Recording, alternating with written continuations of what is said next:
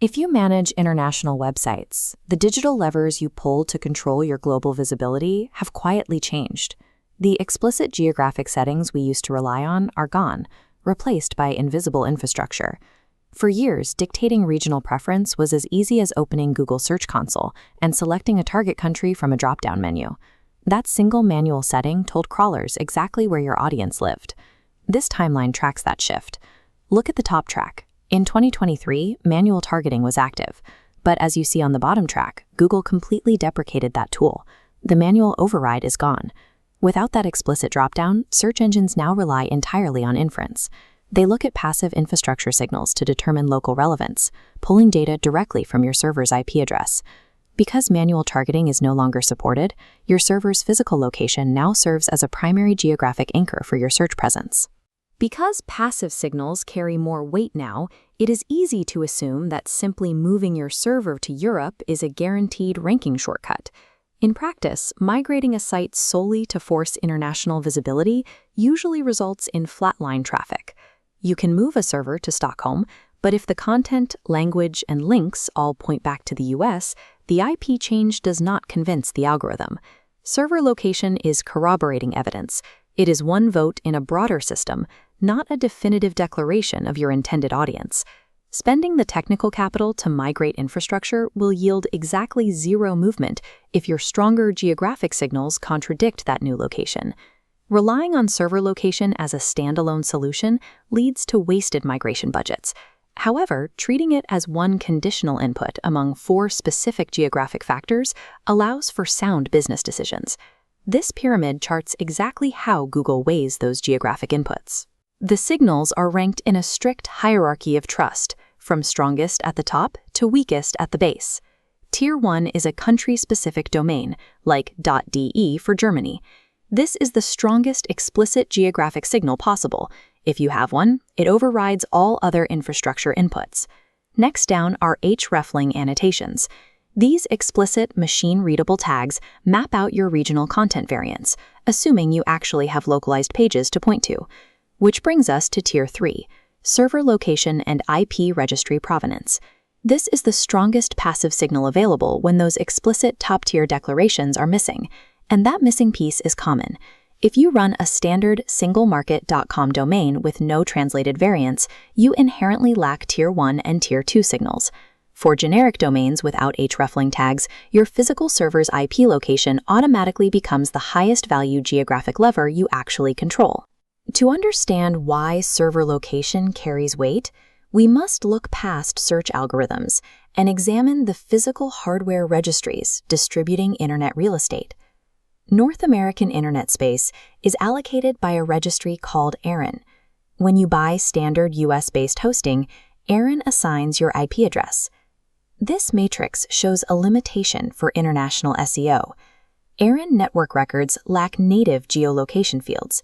They do not maintain location data, forcing databases to infer a server's whereabouts using guesswork. Contrast that with RIPE, the European registry.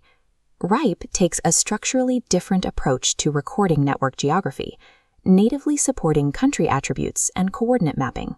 Because of this, European Class C IP hosting provides machine-readable country provenance directly to crawlers at the registry level. RIPE natively supports RFC 8805 geofeeds. This standard allows network operators to publish exact geolocation data in a format purpose-built for algorithmic consumption. Serving that registry-backed geolocation data removes the guesswork for search engines. It provides a lane of infrastructure credibility that modern AI-driven search models prefer. Utilizing US IPs might provide a familiar hosting environment, but it yields an inferred geographic signal. European IPs provide definitive registry-backed data.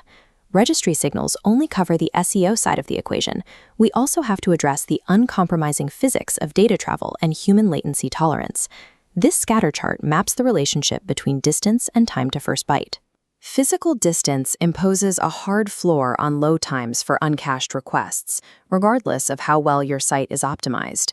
A transatlantic round trip mathematically adds an unavoidable 80 to 120 milliseconds to every request before your server even begins processing the work.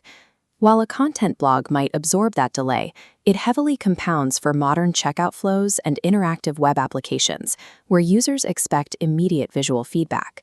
There is also the non-SEO constraint of data residency. Many European client contracts legally require you to keep personal data on EU servers to comply with regional privacy laws, making local hosting a procurement requirement rather than a speed optimization.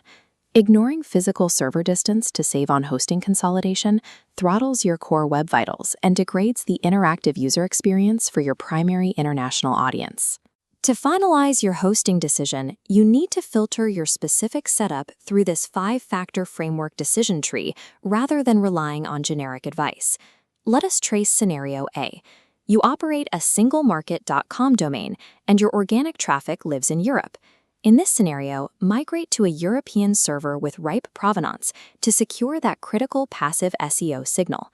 Now for scenario B. You represent an international brand already utilizing a country code domain or a comprehensive hreflang cluster. Avoid migrating for SEO reasons. Your explicit Tier 1 signals override server location, making an IP swap redundant for search visibility. Correctly identifying your domain type upfront prevents costly infrastructure migrations that yield zero geographic search benefit. Now we have to address one final scenario: multi-market agencies and network owners managing distinct national markets simultaneously. When you group a German-targeted site and a US-targeted site on the exact same US-based IP pool, you risk geographic signal bleed. The conflicting content dilutes the local relevance for both properties. The practical solution is specialized SEO hosting.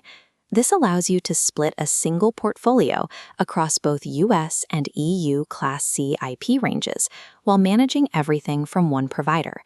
This setup comes with a clear trade-off. Splitting environments inherently increases your infrastructure complexity and raises baseline operating costs.